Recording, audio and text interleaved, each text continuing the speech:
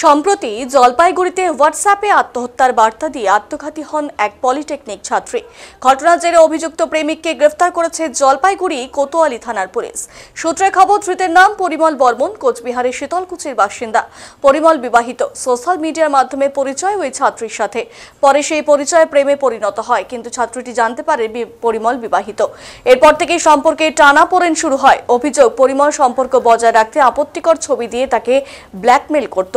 গত বুধবার সন্ধ্যায় ওই ছাত্রী নিজের হোয়াটসঅ্যাপে স্ট্যাটাস দিয়ে ফাঁকা বাড়িতে আত্মহত্যা করে। পরিবারের দাবি, তারা বিষয়টি একেবারেই জানতেন না। হোয়াটসঅ্যাপ স্ট্যাটাস দেখে 3 সহপাঠী বাড়িতে পৌঁছলেও তখন আর তাকে বাঁচানো সম্ভব হয়নি। পরে মৃতার মোবাইল ঘেঁটে এবং সহপাঠীদের সঙ্গে কথা বলে বিষয়টি পরিষ্কার হয়।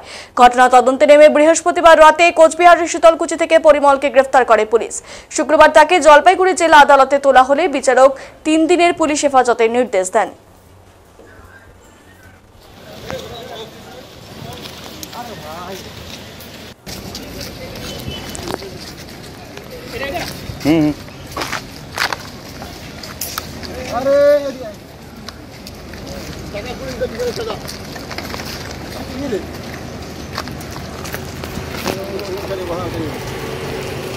কোনটা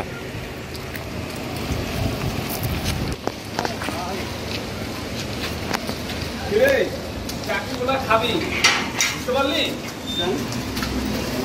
ফোন করতে পারলি না?